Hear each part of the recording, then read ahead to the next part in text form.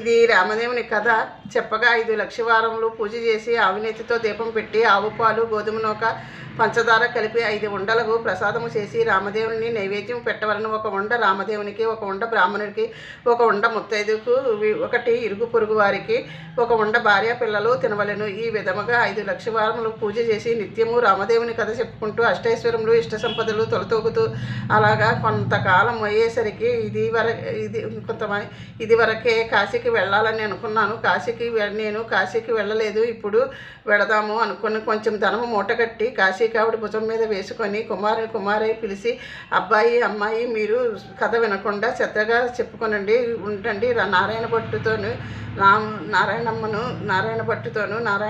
చెప్పి కాశీకి ప్రయాణం వెళ్ళిపోయాను. మరునాడు కుమారుడు ఆయా వారం నాకు వెళ్ళి వచ్చి, అమ్మ రామదేవుని కథ చెబుతాను విందువు గాని రామ్మ అని పిలిచెను. నాయన వంట వేళ పొద్దున్నే దాసి పాసి పని వచ్చి వేళ అయినది, ఇప్పుడు కథ వినను అనెను. మళ్ళీని మధ్యాహ్నము కథ చెబుతాను విందువు గాని రామ్మ అనెను. ఇప్పుడు కథ వినను నాయన, పడకవేళ నిద్రవేళ ఇప్పుడు వినను అనెను. రామదేవుడికి కోపం వచ్చి ఎలా వచ్చిన ఐశ్వర్యము అలాగే వెడిలిపోగా బిందెలు చెంబులు గిన్నెలు అన్నీ దొరికి ఇరుగు పొరుగు వారి ఇంట్లకు వెడిలిపోయాను. పూర్వం నా నుంచి ముష్టి ఎత్తుకున్న చిల్లి రాగి చెంబు కూడా దొరికి వెడిలిపోచుండెను. అప్పుడు నారాయణ భట్టు చూసి, అమ్మ అదైనా ఉంచమని కోరవే అమ్మ అని చెప్పగా, అమ్మ అదైనా ఉంచమని రామదేవుడిని తండ్రి అని వేడగగానే ఆ చెంబు తప్ప మిగతావన్నీ వెడిలిపోయిను. వారి గూటిలోని ఉన్న వెండి కంచము కూడా దొరికిపోవును. అప్పుడు ఆమె కంచం అంచు పట్టుకొని లాగగా సగం అంచు వారికి సగం అంచు పొరుగు వారికి వెళ్ళిపోయాను. మరునాడు ఉదయము ఆమె వారింటి నిప్పు కొరకు వెళ్ళి వారింటిలోని కంచమంచు మాదే అన్నదట. మీ కంచమంచు మా ఇంటికి ఎలా వచ్చినదమ్మా? మేము మీ ఇంటికి వచ్చినామా? మేము మీ ఇంటికి వచ్చినామా? మీరు మా ఇంటికి వచ్చినారా? మీరు మా ఇంటికి వచ్చినారా? కాబట్టి ఆ కంచము మాదే అని. అలా కాదు, మా ఇంటిలోని కూడా కంచమంచు పట్టుకొని వస్తానని 2 దగ్గర పెట్టి చూడగానే అది అతుక్కొని పోయాను. మాది అని వారే పుచ్చుకొనెను. చిగ్గుపడి లజ్జపడి ఇంటికి వచ్చి అప్పుడు రామదేవుడు వచ్చిన ఏమన్నారమ్మా అని అడగగానే మాదేనని వారే పుచ్చుకున్నారని చెప్పాను. అప్పుడు కుమారుడు, ఇప్పుడు రామదేవుని కథ చెబుతాను వింటావా అమ్మాయి అని అడిగాను. నేను కథ వినను, కార్యము వినను, ఏ పనో పాటో చేసుకొని బ్రతుకుతాను, కానీ రామదేవుని కథ మాత్రము వినను. ఎలా వచ్చిన ఐశ్వర్యము అలాగే వెడిలిపోయాను. నీ చెల్లెల్ని మాత్రము తీసుకొని వెడిలి ఎవరికైనా ఇచ్చి పెండ్లి చేయమని చెప్పాను. ఆమె ఆజ్ఞ ప్రకారము నారాయణ భట్టు ప్రయాణమై వారు ఊరి చివర వెళ్ళేసరికి కాశీ వెళ్ళగా నాగంభట్టు తిరుగు ప్రయాణము ధనము మూటకట్టుకొని వస్తుంటారట. కొంత దూరం వచ్చేసరికి ఆయన ఊరు చివర వచ్చిన అక్కడ కోనేరు కనిపించినది. ఆ కోనేరులో కాళ్ళు కడుక్కొని ఎక్కడి నుంచో ఒక పెద్ద గరుడు పచ్చి వచ్చి ఆ డబ్బు మూట ఎత్తుకొని అయ్యో అని నాగంభట్టు విచారిస్తూ ఇంటికి వస్తుండగా కొంత దూరం వచ్చేసరికి నారాయణ భట్టు చూసి, అబ్బాయి అమ్మాయి మీరు సుఖముగా ఉన్నారా అని అడగగానే, ఏమున్నది నాన్నగారు, యథాప్రకారము ఏమీ లోటు లేదు.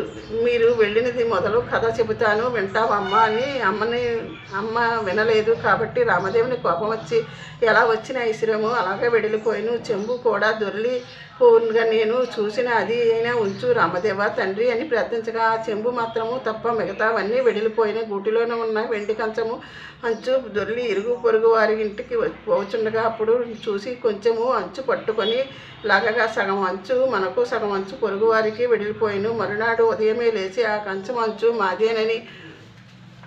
మాదేనని అన్నదట.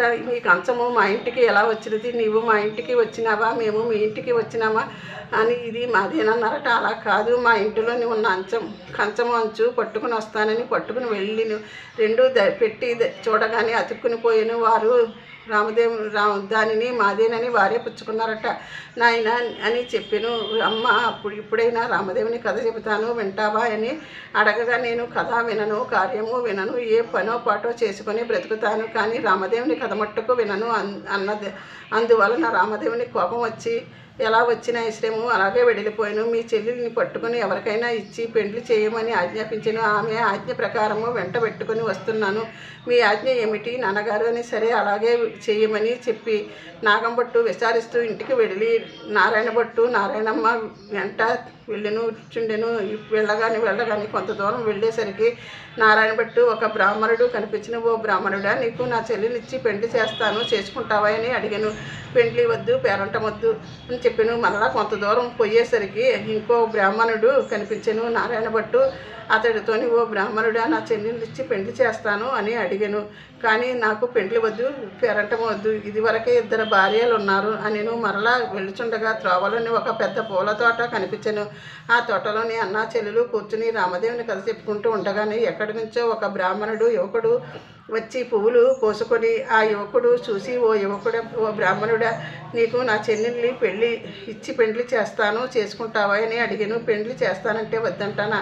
కానీ మా గురువుగారు వారి ఆజ్ఞ ప్రకారము చేసుకుంటానని, మీ గురువుగారు ఎక్కడున్నారని అడగగానే పలానా తోటలోని చెప్పాను. వెంటనే నారాయణ భట్టు గురువుగారి దగ్గరకు వెళ్ళి, అయ్యా, నేను గురువుగారు మీ శిష్యునికి నా సోదరుని ఇచ్చి పెళ్లి చేస్తాను, తమరు ఒప్పుకుంటారా అని అంతటా గురువుగారు బ్రహ్మచారిని గృహస్థుని చేస్తానంటే వద్దంటానా?